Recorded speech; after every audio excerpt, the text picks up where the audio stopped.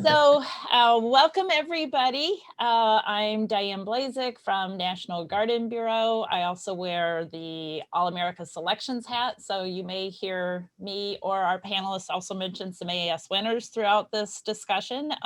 But the seminar itself is brought to you by National Garden Bureau and our members, speaking of whom, our members are our panelists. And we have Dan or Daniel, which do you prefer? Oh, Dan is great. Dan is great. Okay, so we have Dan is great Goodspeed from Jung Seeds, and I assume you're based in Wisconsin? No, I work remote actually. Okay, so well, like we all do. But that's yeah, like we all do. But yes. Yeah, the mothership is in Randolph, Wisconsin, South Central. All right. And Josh Kirschenbaum from Pan American Seed, and you're based in the Chicagoland area, but you do a lot of traveling to your trials. Sure do, yes. Yeah, well, our headquarters are based in the city of West Chicago, which is about 40 miles west of downtown Chicago. Excellent. So these are our panelists for today, and I have Gail Pabst on. She is with our office. She does our social media and marketing, so she's going to help me manage questions that we come in. If anybody has questions, please use the chat, and we will answer questions for you. I'm guessing we're going to have a lot of questions about diseases on tomatoes. It is that time of year. So we're going to have a little bit of information first about, tomato breeding and selecting plants, but we're definitely going to allow enough time. I think what I'll do is at about 11:30, we'll make sure that if we haven't gotten there yet, we're going to start talking about disease prevention, treatment, that kind of thing, identification. So we do ask everybody to mute, and if you would like, it's very helpful to put it on speaker view, to put your Zoom on speaker view. I'm going to take this Ask the Experts off, and that way you can see the speakers in full screen mode. So that's always helpful. And I think from here, let's just talk about, a little bit more of an introduction. So Dan and Josh, I'll let both of you talk a little bit more about your companies and what you do. It's interesting because we have one who's from the breeding side and we have one who is on the retail side. So Dan's company sells a lot of the seeds that Josh's company breeds, and all other breeder companies that National Garden Bureau has as members. So I'll turn it over, and let's start with Josh because he's the originator, the breeder side, and then Daniel, you can talk a little bit more about your company. And while you guys are doing that, maybe tell what some of your favorite varieties are so we can get to know you and your taste also. Sure. All right. Thank you very much. Good morning, everyone. As Diane mentioned, my name is Josh Kirschenbaum, and I work for Pan American Seed Company. And we are a seed breeding company, so we develop the varieties of vegetables as well as flowers and herbs, and then we sell them through companies like Jung's. So that's where you would find our products. We don't sell directly to gardeners or directly to farmers or directly to any type of grower. We just develop the varieties, produce the seed of it, and then pass it on to companies like Jung's, which is in the distribution side of it. I have been working for Pan American Seed Company it'll be 9 years in January, and I am not nearly smart enough to be a plant breeder, so I don't want any of you to think that I am capable of doing that. I work more on the sales and marketing side of it. But prior to working for Pan American, I also worked for a mail order garden catalog, territorial seed company in Oregon. And it's been very, very interesting for me to note some of the differences working from the distribution side of it to the breeding side of it. So one example would be when I would do trials at Territorial, I would get different varieties of seed in. And since we're talking about tomatoes today, I gotta say, like, one of the things that I'm most proud of in my career is that I've probably tasted certainly hundreds of different varieties of tomatoes, potentially thousands. I have not kept track of that, but it's something that's really, really cool. And I consider myself very fortunate to have the opportunity to do that. But so I would trial tomatoes, for example, and then if I liked it, we would just put it in our catalog. Now on the breeding side of it, I'll go out to our trials with our plant breeders and I'll see this amazing tomato variety. And there's a potential that it would take 5 to 7 years before we could make that commercially available because there's a lot of steps in the process on the breeding side. So that's one of the interesting differences. And oh gosh, I mean, my favorite tomato, that's a really, really, really tough question.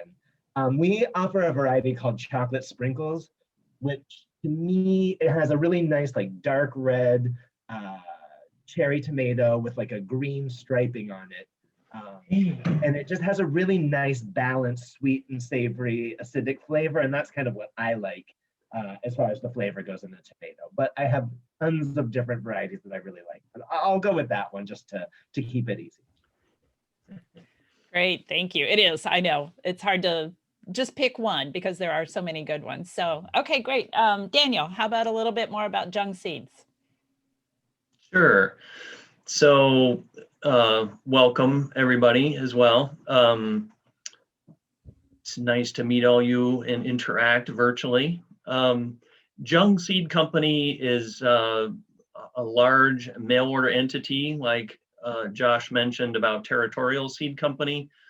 The company is over 100 years old. It started, with just as a small independent mom and pop, growing their own seed, saving, selling their own seed.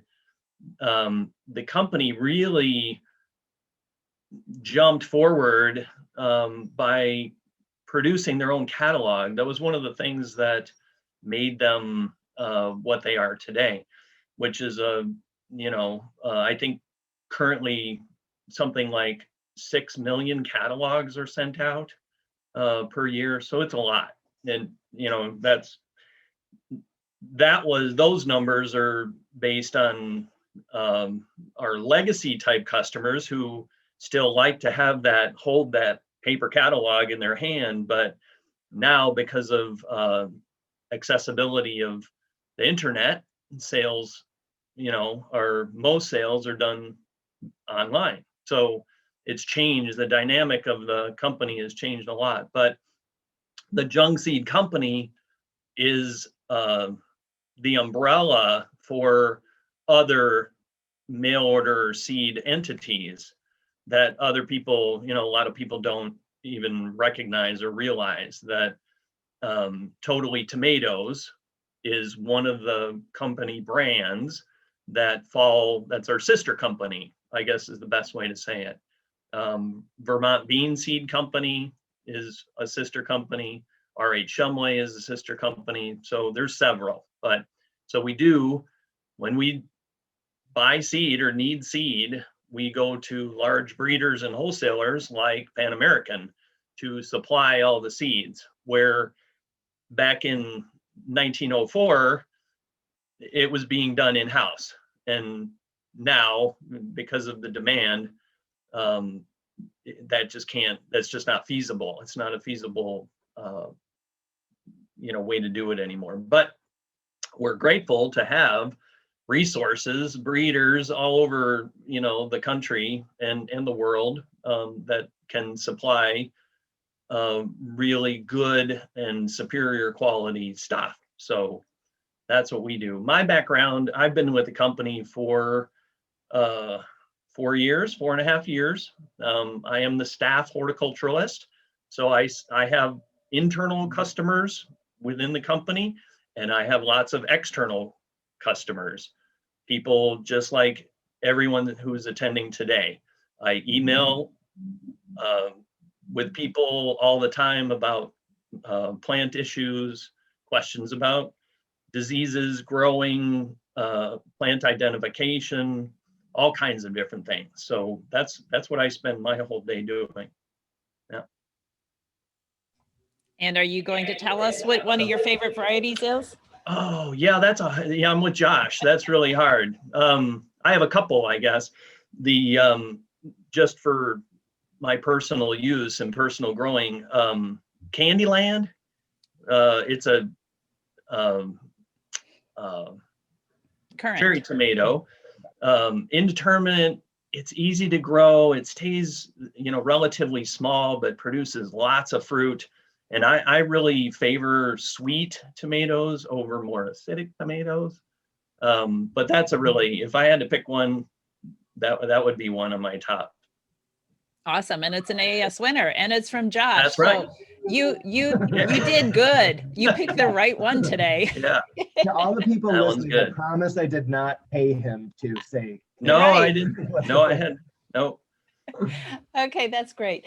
I think looking at the two of you being the experts that you are, and there's so many different types of tomatoes. So I want to kind of combine two questions here at once. Is like, can you talk about the different types of tomatoes, and then kind of give some direction to the home gardener, like, how do I choose? There's all these different varieties. So what things should I consider when I'm looking at somebody's website or when I'm looking through a catalog? How do I decide what to plant? So who wants to start with the types, and who wants to maybe then talk about choosing their varieties? Dan, do you have a preference? Let Josh talk about types, and then I'll field the how to choose. Okay. How's that? Sounds good. All When right. it comes to types of tomatoes, like as far as I know, there's not necessarily a book where it has definitions of it. So there's some room for interpretation in all of this, but I'll just go over the basics. First, you have cherry tomatoes, which I think everyone is probably familiar with. They're the, quarter size to sometimes a little bit larger tomatoes. Then Candyland Red is actually a currant type of tomato, Currant. And those I can oftentimes be about half the size of a cherry tomato as far as the fruit goes. Then you have your slicing tomatoes, which I tend to define as those roundish slicers. You also have beefsteaks, which tend to be a little bit bigger in my definition, and oftentimes have somewhat pleated fruit. When you think of like that old-timey heirloom tomato, it can oftentimes be a beefsteak. And then plum or Roma type of tomatoes. And those are the ones that tend to be a little bit more oblong. There's Marzano types, which can get really, considerably longer. They tend to have meatier interiors too. So those are ones that I prefer to use to cook with because there's less liquid in it. And so it would make something like a tomato sauce thicker, faster.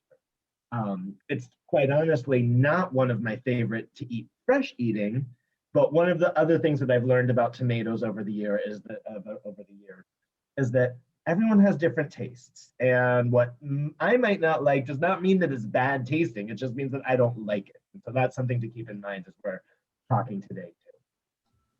Exactly. And like Daniel had talked about a sweeter tomato, a lot of tomatoes have the Brix content. So when you're looking for them, you might look for a higher Brix rating if you like sweeter tomatoes. Yep. And then Josh or Daniel, which one of you wants to talk about determinate, semi-determinate, indeterminate? I'll do it real quick and then I'll pass it over to Dan. Okay, so in general, determinate tomato plants will grow vegetatively. So you'll get the stems and the leaves on it. And then it will stop growing at a certain point and produce a flush of flowers. And then from those flowers comes the fruit or the tomatoes. And those tend to ripen in a relatively short harvest window. Depending on the variety, it could be anywhere from a couple of weeks to 1 to 2 months. Determinate tomatoes, the ones that I've just been describing, also tend to be relatively smaller. So if you're choosing a variety for a container, I would recommend typically 95+% of the time to choose a determinate variety. Indeterminate, on the other hand, will grow vegetatively all season long. So you'll get stems, you'll get leaves, you'll get flowers all season long too, and you'll get fruit all season long, but it won't be as concentrated of a harvest. So those tend to be ones that you would At the end of the season, you're probably going to have green tomatoes on the plant still. The plants themselves tend to be very large in general. There are exceptions to that. And those are ones that I would recommend growing in ground with a trellis or support system. And then semi-determinate or semi-indeterminate is kind of in between. So for example, we have a variety called Tidy Treat, which is a dwarf indeterminate variety. So it is one that will continue to produce flowers all season and continue to produce fruit all season, but it's bred with dwarf genetics. And so the plant is going to be relatively more compact and tidier, making it a really good choice for either in-ground or a container. Great. Okay, that's good to classify those different types. So now, Daniel, let's talk about how do you decide which one you're going to grow in your own garden? Sure. Yeah, that's always a hard decision.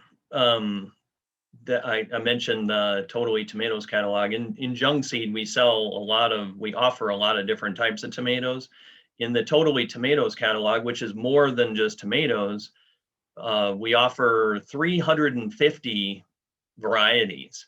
So when you start going through the catalog and read the descriptions, what happens is you want to plant some of all of them because they all sound fantastic. But yeah, for individual choices, there are a few key points. One is the size of your garden. How much room do you have to plant? Are you doing this on a patio? Then some of the ones you're going to narrow down some of the ones that you can plant because of the container size. If your space is unlimited, your garden is large, or you have the capacity to build a large garden or raised bed, then your options broaden out. So things that come into play are, to recognize your environment. Where are you growing? Are you in the Southeast? Are you in the Northwest? Are you in the Midwest? There are going to be certain varieties that do better in certain locations than others. So that's an important thing to look for. But then it comes down to number of days, and sort of what Josh talked about is how are you going to use the tomatoes? Do you just want a slicing tomato to put on a sandwich?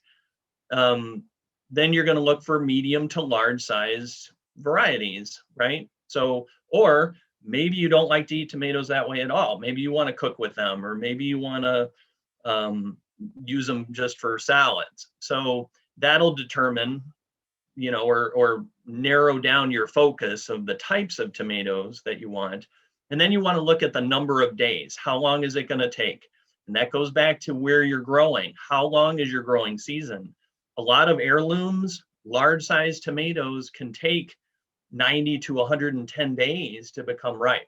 So do you have a long enough season to be able to grow a tomato that's going to be, if you're in the Southeast or in the Southwest, when do you have to plant those tomatoes? What is your growing season? It's totally different than if you're in the Midwest.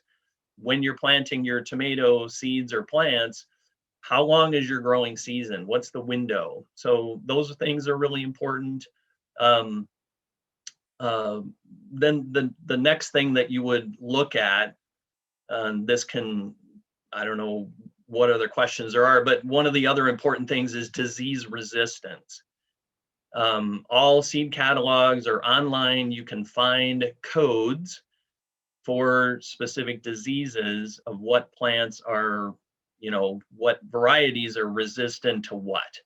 So if you're in an area that experiences a lot of difficulty with late blight, you're going to look for the capital L, capital B. That's the indication that it's late blight resistant, and so on and so forth. Fusarium, Verticillium, those are all coded by the breeder because they do those trials, like Josh was mentioning, for years, and they do that testing, so they know what diseases those plants are resistant to. So does that help? Yeah, that's very good. Okay. And as I promised in the beginning, we are going to dive into talking Yeah. about those diseases, so we can talk about varieties and treatment and identification and everything. I Yeah. do have one question here. Somebody had asked to talk about the differences between hybrids and heirlooms, and you had just mentioned some of those, Daniel. So I don't know if you Sure. want to like the Sure. definition, maybe pros and cons of both. Yeah. So yeah, or the first thing to remember or to know, I guess, is that a lot of people say or may think, and I've heard people tell me that the word heirloom for any type of vegetable is a quality term, and that's not necessarily the case. Heirloom, all that really means, there's a loose definition that an heirloom is 50 to 100 years old, that it has to have been, shared or, offered commercially for that long. But that's a lot of heirlooms in tomatoes. There are selections or varieties. Most of them take longer to mature. When you're talking about tomatoes, heirloom varieties are thought of to have better flavor, better quality, some plant, disease resistance. But that happens not through breeding like hybrids. Hybrids are man-made crosses, essentially. They're, and Josh can elaborate better than I can, I think, but hybrids are taking, pollen from one plant and putting it physically to another plant to create offspring with the best qualities, genetic qualities of both of those parents. So the offspring is what you get. Now, there's a lot of heirlooms that are open pollinated, and that makes a difference to people who want to collect their own seed or want to do their own backyard breeding, if you will. So it is important to look for or to choose. Generally speaking, hybrids are going to be more disease resistant. They'll have better capacity to resist stress, disease, things like that in the garden. But there's a lot of differences between those two. But heirlooms are generally thought of as older, more established varieties. Some of them may have inherent disease-resistant qualities just because of being grown for so long and passed along as seed and grown by other growers. They have some of those inherent qualities. But there are many hybrids that are just as flavorful or more flavorful than many heirlooms. So that's important to remember. Yeah, and I'll comment from an All-America selection standpoint. We're working with breeders from around the world, and one of the big trends we see is breeders trying to take heirlooms, make sure they keep that flavor and that texture that everybody loves, but making them perform better. So maybe they have more tomatoes per plant, or maybe they are more disease resistant to more diseases than even what the heirloom might have been. So I think in 2021, if even, more so than ever before, a lot of the hybrids do not live up to that claim that they are not as flavorful, because that is what the breeders are working on, is taste. Josh, absolutely. I don't know if you wanted to add anything else to that conversation. You guys did a very good description of that. Different breeding companies breed tomatoes for different reasons. Some of them do it for shippability. Some of them do it for shelf life. At Pan American, we really breed varieties that are specifically suited for home gardeners and fresh market farmers, some of the smaller farmers. And so we do a lot of hybrid breeding of tomatoes. And what we do, like, for example, we just introduced a variety this year called Dark Star. And Dark Star is one of those heirloom, like purple looking like beefsteak varieties, but it has late blight resistance added into it. I've also found that the fruit quality, like Brandywine tomato, it's kind of the poster child of heirlooms, right? And it is amazing tasting. But to Dan's point, I'm lucky if I can get 1 to 2 fruit ripe in a season. And if I do, it's probably going to have to be like chopped up into several different pieces because of how it's splitting and cracking and, you know, having all sorts of deformity type of issues with the fruit. So one of the other things that I've noticed with the hybrids is that the fruit quality is better, the productivity is better, and then you're still adding in the flavor and the interesting shapes. And I saw one of the questions just come up. No, hybrids are not GMO. We have, like, if you grew 2 different tomato varieties in your backyard, and you were to take the pollen, say you had Brandywine in your backyard and another heirloom, let's just say Castelluto Genovese is another heirloom type tomato. If you took a flower from Brandywine, took the pollen from it, and put it onto a flower of the Castelluto Genovese, and then you were to save the seed from that fruit that formed from the flower that you pollinated, you would be making a hybrid, and you would be doing the exact same thing that you're doing the same thing. Yep. You just can't call yourself Pan Am. Exactly, and you can't be our competitors either. But I hope I didn't give away too many secrets, but it's totally done naturally. Hybrids occur in nature constantly. Right, all the time. We're hybrids. Yeah. Right. You and I, everybody is a hybrid. But yeah, there are no GMOs, no genetically engineered tomatoes available to the home garden market. So that's right. Yeah. That's the final word on that one. But it is a common misperception. That's a very common question. Yeah. How about, we're kind of referring to a lot of diseases, and I think that was a very important part. So which disease do you guys want to start with? And I'm going to share my screen and show pictures of whichever disease you say you want to start with. Early blight, do you want to start with that one? Sure. Okay, so I'm going to go to the early blight page, and then you can talk about the pictures that we're seeing here. I will try to enlarge it. And so talk about early blight, how to identify it, how to treat it, how to prevent it. So early blight, these are good pictures. I think this was from the University of Minnesota, right? Yeah. So, or Missouri. Oh no, this is Missouri Botanic Garden. Sorry, yeah. Yeah, this is Missouri Botanic Garden. I recognize the, anyway, these are pretty good photos. The couple of identifying features or symptoms of that disease. It generally, it's a fungal disease. It starts lower on the plant and works its way up.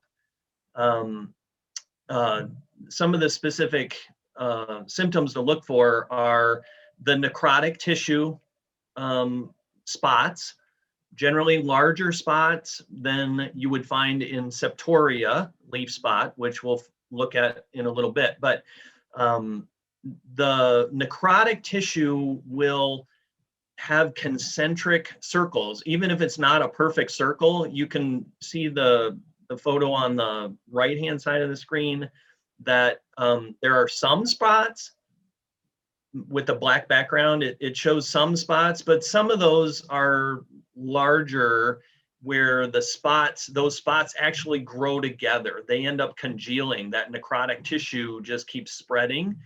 And but there will always be concentric rings. So when you look at it close, it'll look like a target. The spot in the bottom left of the green part of that leaf, you can see it on that one. Up on the one right above it, on the original black background, that little spot, you can see, even with this blown up this much, you can see the concentric circles. So that's really important to look for. A lot of people refer to dead necrotic tissue on tomatoes as blight. They just say, oh, my tomatoes have blight. But there are specific differences. When I talk to people, when I hear from people who say, my tomatoes are full of blight, what do I do? it's important to isolate what kind of blight, because the treatments will be different. The fungus is different. Some of the behavior or symptoms of the plant might be similar, but the treatments are totally different. So with early blight, the good thing is that plants can grow through it. It's not completely fatal to the plant. So keeping the plant healthy is really important. Fertilizing regularly, watering consistently is super helpful. Lifting, especially if you have indeterminate plants, lifting the leaf canopy.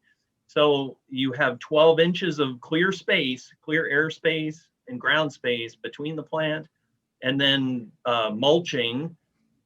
Clean straw or even a couple inches of grass clippings can help to keep a buffer between the soil and the ground. So you're not getting, you're reducing the splashing of water essentially, because that can spread it. But early blight is not nearly as significant as late blight.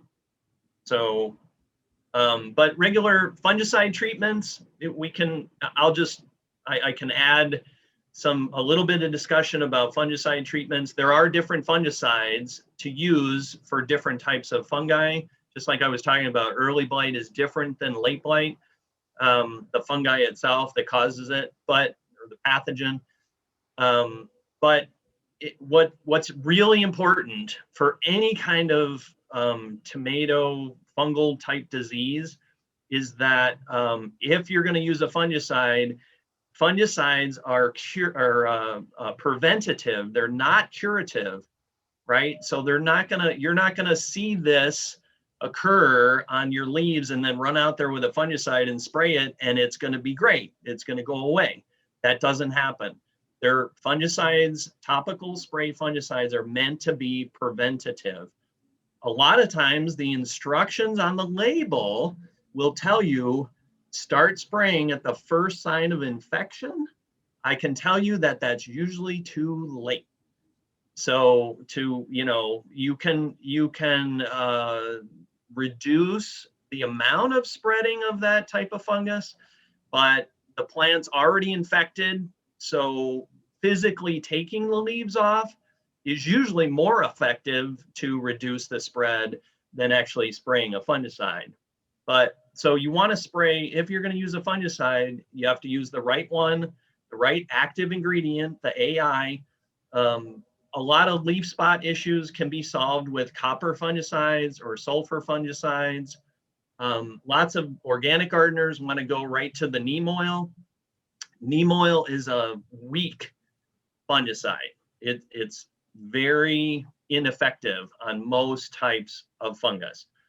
A basic case of powdery mildew, then neem oil might be able to help suppress it or keep it from spreading too far. But diseases like early blight, late blight, septoria, neem oil is not really the way to go. You can use a mineral-based fungicide like copper or sulfur. They're just as organic.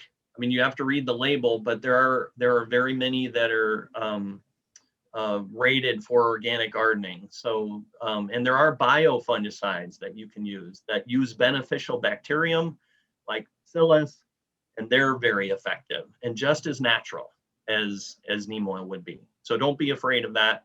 Read the label. That's what tells you what's in the product. Is that helpful? That's very helpful. So I guess since we're on blight, we should go from early to late. Yeah, go to late blight. Yeah, yeah, that looks pretty bad. So what do I do if I have this in my garden? So late blight can show up the same way. A lot of times it can start at the bottom of the plant, but often it'll jump or leap really quickly to upper parts of the plant. And late blight, when it affects the plants, late blight will destroy a plant seemingly overnight. That's one of the biggest differences between early blight and late blight. Early blight is slow. It's slow to spread. It's slow to take hold. The conditions have to be perfectly optimum for it to spread quickly. But late blight late blight kills fast. And once you see late blight on plants, it's very difficult to control. Again, I think the current recommendation is if your plant has late blight, to pull it out. It's just like Fusarium or Verticillium, some of those soil-borne, fungal pathogens.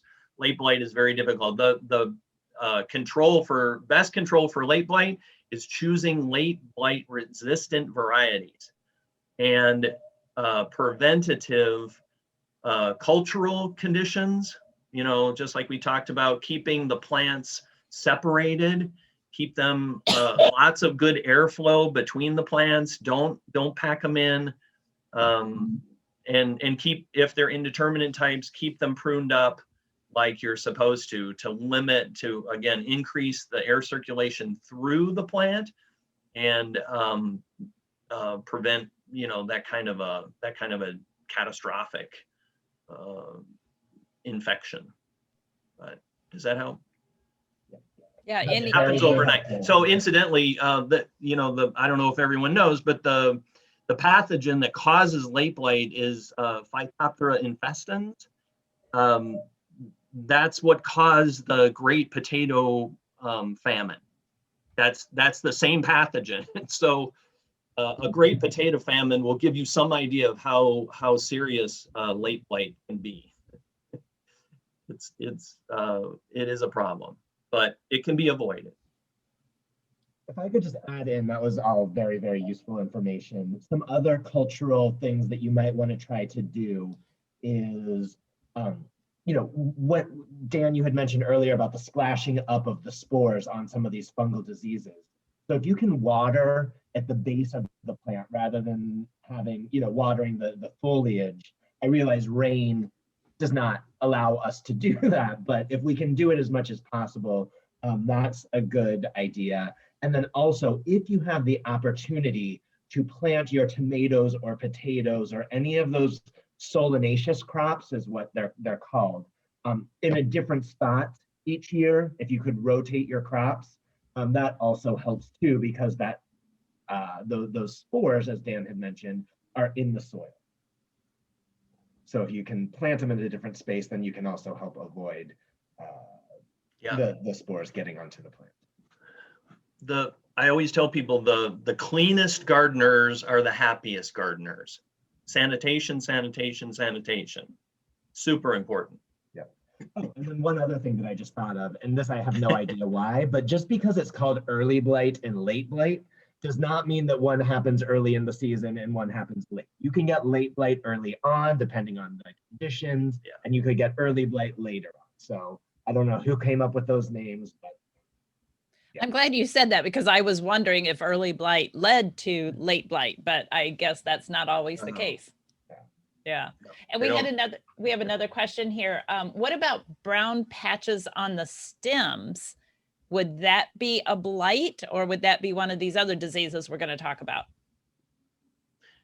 That could be a soil-borne. It depends on the type. Those are called lesions. If the stem gets a lesion, it depends on what its behavior is, but it could be related to a soil-borne disease like Fusarium or Verticillium, not necessarily a blight. If it's really not affecting the foliage, then it would be something else. It would be most likely be something else. Well, that's a very good segue. So let's talk about Fusarium wilt, just in case that might be the answer to this question. So one of you want to start talking about Fusarium wilt? How about it, Dan? You're doing a very good job of describing it. So yeah, sure. So again, this is the things to look for are wilting with Fusarium or Verticillium. It's a wilting of the plant, and what happens in basic terms is that the stem of the plant becomes infected with the fungal pathogen, and it blocks the capillaries that allow fluid to flow through the stem. So as the plant gets infected, not enough water can get to the top of the plant. So what happens during the day? The leaves start to wilt. If you water that plant, if it increases the volume, if you increase the volume of water that it's getting, those leaves may perk back up for a little bit. Or if you do it in the evening, the next morning when you come out. So these type of soil pathogens, when they infect the plant, again, they start at the root and work their way up. And so it's a cumulative effect that the wilting will increase more and more and more. Again, the plants can grow through it. They can still, if you increase the water and the plants have been fertilized and taken care of, they can still produce some fruit, but ultimately the plant's gonna succumb to it. And it's best to, again, remove the plant. The recommendation is to remove and destroy the plant. The problem with soil-borne fungi, pathogens like Fusarium and Verticillium, is that if they have a host, if like in this picture, that plant is a host for that pathogen. So it's growing underground, right? It's like an alien. It's increasing in the number of spores it's making. So the soil, those pathogens they get built up in the soil. And that's why it's important. That's why the recommendation is to pull plants. And if you have a few plants, I think what was the next photo? It showed multiple plants in a row. If you have them, Oops, this one. Yeah, so there are multiple plants in a row. So you can guess that the soil in that specific location has built up in quantities of that pathogen. So that's a really good place not to plant your tomatoes next year. Like Josh was saying, any Solanaceae can be adversely affected by it. So it's important not to let those types of pathogens build up, because the planting resistant varieties can only go so far. They're not immune. They won't be immune to it. They're only resistant. That means they have some qualities, some genetic capability of tolerating a certain level.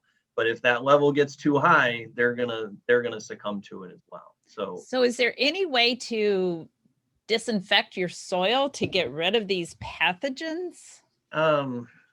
Not really. They've studied it a lot. People have done solarizing, where you lay out a piece of plastic. There are, for commercial applications, there are rated fumigants that they can inject the soil with that can clean a field potentially, but it's not cost effective or even available for home gardeners. So some people have tried solarizing, where again you put a piece of plastic down, but that's an area of the garden where, so the solarizing, it heats up the soil and kills the pathogen in the soil, but you're not going to plant in that, depending again where you live. In the upper Midwest, you may not get enough heating days to bother that pathogen. So you have to leave that piece of plastic in that part of the garden for 2 years, maybe to do any good. And then, so no, it's you want to avoid it. You want to avoid it. Okay, so I think the other one, you mentioned Septoria leaf spot. So maybe briefly talk about this one. Does it hit at the same time as the other diseases, or is it totally separate? And how do you treat that? Sure. Yeah, same type of thing. These are really good photos. It looks like pepper spots. They generally turn purplish in color. They almost always have a halo of yellow around the spots. And then eventually the necrotic tissue the center of it drops out. So that tan, so it looks like a shot hole almost, but it is very common on tomatoes. I don't believe that this type of pathogen is so ubiquitous that I don't believe there are any Septoria resistant varieties that I know of. I don't know if Josh knows if there's work being done. Secret. You'll be some of the first people to know. In the next couple of years, we will be introducing some Septoria leaf spot resistant Good. varieties that are really, really good. Yeah. Yeah, that's exciting. Yeah, So, that is exciting. It's very common. Again, it's a lot like early blight in that once it starts, it spreads slowly. You can limit the spread of the infection by removing leaves, pinching off those leaves because the active spores are on those leaves. You can remove those. Fungicidal sprays, again, copper works really well. Biofungicides work really well as a preventative. Again, with any type of fungal disease, I mentioned optimum weather conditions. Those would be high humidity and cooler than average nights and warm sunny days. So in combination, if you like in the summertime, we get all our days are warm and sunny, but if we get a thunderstorm, everything gets wet, the temperatures drop that night. The next day, the sun comes out and it gets warm.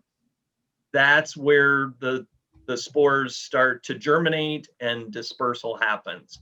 So if you're an average weather watcher, you're going to get that kind of a pattern or early in the season.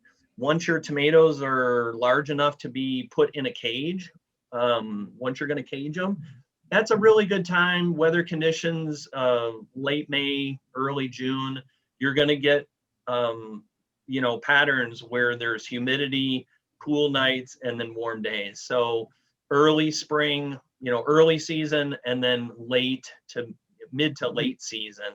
Usually in June to July, you have a respite of time where if the humidity is low and the daytime and nighttime temperatures are warm, you're not going to get a fungal infection as bad. Those are the conditions that it really likes. So if you're spraying your fungicide prior to that happening, then you're in much better shape. And then the same type of cultural aspects. Try not to get the foliage wet, and like Josh talked about, and maintain good mulch. Lift the plants as needed. Keep the foliage away from the ground because that's where they'll splash up from in the first place. And I heard you say to pinch off some of the lower leaves. Pinch off, yep. Pinch off or trim. If you trim with your little shears, garden shears, should you be disinfecting it then after every time that you're cutting some of the leaves off? I'm an advocate of that. Yeah, it's a good idea to, again, sanitation, cleaning your tools. I don't do it all the time, but every, maybe once a week, bleach and water, a 10% bleach and water solution works. I'm sure everybody has sanitizing wipes in their house nowadays, or Lysol spray. That's super easy, works well.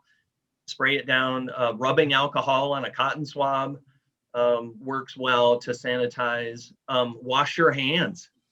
If you're using gloves, wash your gloves after you've been out, and never work in the plants. Everybody wants to go out in the early morning. You take a cup of coffee and, when it's nice out and you go and work if there's a heavy dew or it has rained the night before and there's a heavy dew on that plant, just brushing past it or picking the fruits off, all those water drops are going everywhere. It's like being at a dentist next to the spit container. So stuff's flying everywhere. You want to avoid that if possible. Okay. Another one that a lot of people ask about, I don't think it's considered a disease, but a symptom. I don't know. Blossom in disorder. Rot. A disorder. Okay. So blossom in rot. Can you prevent it, or do you just live with it the first couple tomatoes you get every year? No, yeah, it absolutely can be prevented. lot of tomatoes, varieties will indicate that they're blossom end rot or crack resistant. Those are two clues. If you've had problems with it in the past, those are good options to try tomatoes. That generally speaking, determinate tomatoes are generally more resistant to blossom end rot and cracking types than indeterminate types, but there's no what causes blossom end rot is and cracking is inconsistent watering. Period. That's it. That's what causes it. With blossom end rot, that disorder, the rotting of the bottom of the tomato, is exacerbated by lack of calcium. One nutrient, calcium, in the soil. If the soil is not, if the calcium is not up to the right level, the plants can't absorb it, and that type of tissue occurs, or that kind of blossom end rot happens. But you can avoid it by feeding with tomato specific food that has extra calcium or has a percentage of calcium in the formulation. There are lots of them on the market. But watering consistently is really important. I'm guilty of it. A lot of times in, again, the middle of summer, weatherman says it's going to rain tomorrow. So I don't go out and water. It's going to rain. So what happens is the soil dries out for 24 hours, and then you get a influx of moisture, rain, big rain event. Solanaceae, tomatoes are subtropical plants. So if you think about a rainforest and all that water drops, the plants are really opportunistic. So if there's a lot of water available, they're going to suck it up. They're going to absorb it, and it goes right to the plant, and it ends up at the bottom of the fruit. That's essentially what happens. So the calcium will help prevent that, because calcium in the fruit helps to stabilize the cellular structure of the plant. It's a little complicated, but the plant needs the calcium to firm up those cells to keep that from happening. But the extra water that the plant gets, even if the calcium is there, if it's not watered correctly, that can still happen. So that's really important. And cracking will happen the same way. The plants absorb all that moisture, and the fruit can't absorb it all, and it splits. That's all.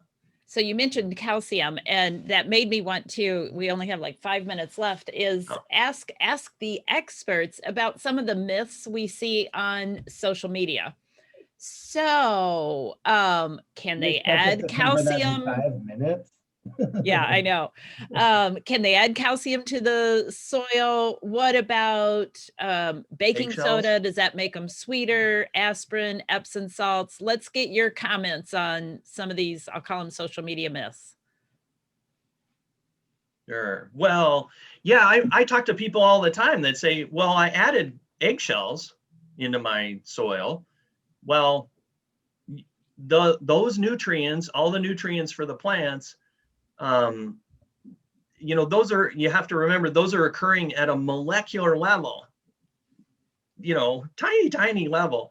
So you wouldn't, to get calcium in your body, you wouldn't chew on eggshells. It doesn't work that way. So the nutrients that you give to the plants have to be in a formulation or in a formula that plants can absorb. So even with granulated type foods, granulated fertilizers, you're not really feeding the plant, you're feeding the microorganisms in the soil. Those microorganisms absorb those nutrients, they metabolize them, those decompose to a molecular level. Now the plant can absorb those nutrients from the soil. So you can speed that up a little bit by using water-soluble foods. There are especially naturally blended type soils, or fertilizers, pardon me. They make the nutrients more readily available. And if it's in a water soluble, it's diluted to a level that the plant roots can actually absorb it. So yeah, aspirin, I'm always an advocate. I listen to, home remedy ideas all the time. Pardon me. And I'm always an advocate of asking why are you doing that? Why are you adding it? What's in it? If you're using something, if you're applying something to the soil or you're spraying it on the plant, what is it and what is it doing? What's the active ingredient? So things like, aspirin is it is a myth that the studies about using aspirin to resist disease, they've studied it for years, and it's just not, it's not valuable. There's no adequate reason to do it. It's like the baking soda as a fungicide. It's a sodium bicarbonate, and what they really studied was potassium carbonate. Those are two totally different things. The nutrients are different. Potassium carbonate can actually help. Plants need potassium. The nitrogen, you have nitrogen, phosphorus, potassium. Out of those three macronutrients, potassium plants need really the least amount of between those three, but they still need it. So it's considered a macronutrient. So potassium carbonate can help. Sodium carbonate really doesn't help at all. You're way better off to use a legitimate labeled fungicide, again, like copper, sulfur. Those are naturally occurring elements that are modified to be used as a fungicide, or use a biofungicide like a bacillus, something like that. If you're a natural gardener, those are way better to use than risking your whole crop on using a household product like baking soda. Yeah, and what we like to say, when we're talking general advice for gardening is, access your local extension office. They will always have good information, and they are local. So they are going to know what some of the issues, diseases, problems are in your local area. Because, in a session like this, we can certainly make some generalities, but region by region, it can be very specific. So that's, from our standpoint, that's like our go-to advice. And now that we have spent an hour, would each of you like to make any kind of closing statement about growing tomatoes? It's fun. You should try it. Yeah. I like that. Josh? I think that, as we've seen here, there's certain diseases, there's certain disorders that can happen, but that's nature. And so don't stress out about it. Don't freak out about it. Do the best that you can, and you're going to be able to grow fresh, homegrown tomatoes, even if they have some disease, or even if they have some blossom end rot or something like that. It is so, I think I'm probably preaching to the choir if you're on this call. A homegrown tomato is always going to taste better than something that you buy at the grocery store. So give it a shot, whether you have a garden, whether you only have a patio. There's opportunities for everyone to do it. Yeah, you are absolutely right. Just try it. You may fail. I fail many, many times, but you just keep trying it. It's very worth it. Very worthwhile with the taste in the end. So With that, we rapidly went through an hour of talking tomatoes, tomato talk. That's a new name for this. So we really appreciate Dan and Josh, your input. We appreciate everybody's time. We will send out a follow-up email after with some additional links. I know we have some good videos on various tomato tips. So we will send that out. And thanks to both of you. And I hope everybody has a wonderful weekend. Thanks to all the people that You too. joined today. Yes, thank you. Thanks. All right. Bye-bye.